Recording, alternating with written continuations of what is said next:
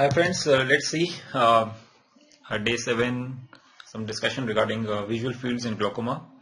I gave a question in the morning that a 59-year-old patient who was using latanoprost, that is a prostaglandin, which is a glaucoma drug, for open angle glaucoma, right, since last 5 years.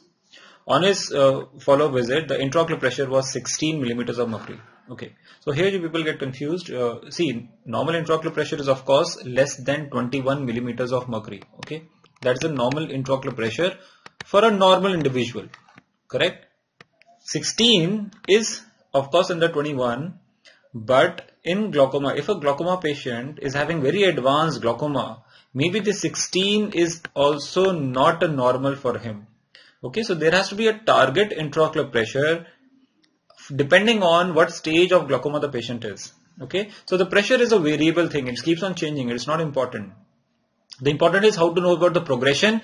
Progression is known if there is a if the doctor sees optic nerve damage, increase in the cup disc ratio, if it increases the neural rim, like I told you in one of the videos, if there is a neural rim loss leading to increase in cup disc ratio, or there is a progression in the visual field, which is now he noted that arcuate scotoma was getting developed from previous parasense. So definitely there is a progression in the visual field, means this intraocular pressure which you consider as normal may not be normal for this person. Okay, so many people have written that okay fine, there is a progression, yes, and straight away they jumped to for plan for trabeculectomy. Okay, that is wrong. Okay, there are some indications for doing surgery. He's only on one glaucoma eye drop.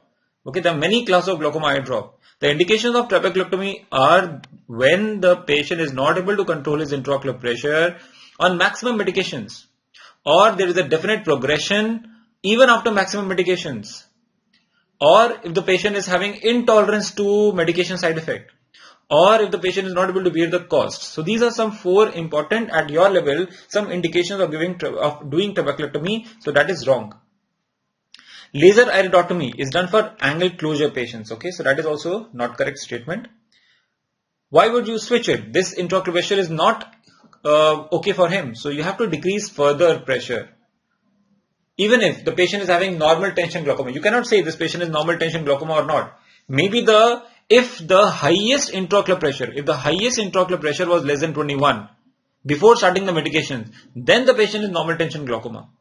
If the highest intraocular pressure was more than 21 in an open angle, then the patient is having primary open angle glaucoma. Okay, so highest intraocular pressure before starting medications, that is required for the diagnosis. So that was not the question, but still I told you extra point. So the point is this: 16 intraocular pressure is not okay for this patient. So you definitely have to add one more glaucoma medication at this stage. Okay, and if that is not able to control, then you add more, and if still there is a progression, then it becomes a indication for trabeculectomy. Okay, so that's the answer for today's question. Very few people have answered this question correctly. So think in these terms. Okay, then just don't jump onto trabeculectomy. That is not correct. Alright, so let me tell you some important points, extra points regarding perimetry. That is one of the investigation in glaucoma to know about the visual fields. In one of the videos, in the last video, day before yesterday I didn't do a video. People asked why Monday chutti tha na? Monday chutti hota hai. Okay. Alright, so these are normal retina fibers, and this is the right eye, because I told you in the right, patient is standing face to face towards you, and this is your optic disc, and this is the fovea on the right side. And I told you, if you remember, the glaucoma are mostly seen in 10 to 25 degrees. This is known as Jerum's area. Mostly the glaucoma changes will be seen in this part of the retina fibers. Means ganglionic cells will be lost early in this part of the retina. If ganglionic cells are lost, it will lead to nerve fiber axon loss, which will lead to ultimately optic nerve changes. That is the definition of glaucoma. But I told you in the visual field, normal right visual field, you have to imagine the patient is standing like you are sitting over here. Okay, so this is, what is it? This is the blind spot in the temporal, 15 to 20 degrees from the center. So this is the normal right visual field. Let us see what are the changes in the visual field in glaucoma patients. So there is a normal visual field. I just tell you the progression first, and then tell you in a pictorial form. Okay, the first visual field change is isopter contraction. Isopter means the visual field start getting contracted.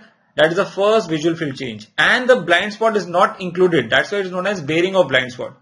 So please remember, this is the first visual field change in glaucoma, but this is not a defect because perimetry is a subjective test. Patient won't realize.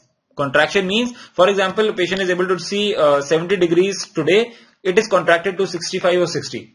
The small change of visual field, patient is not able to realize, and if patient is not able to realize, the doctor is not able to realize because it is a subjective test. So this is the first change but not a first defect. The first defect is when you get a scotoma. When you get a scotoma, and that is paracentral scotoma in the germs area. This is the center.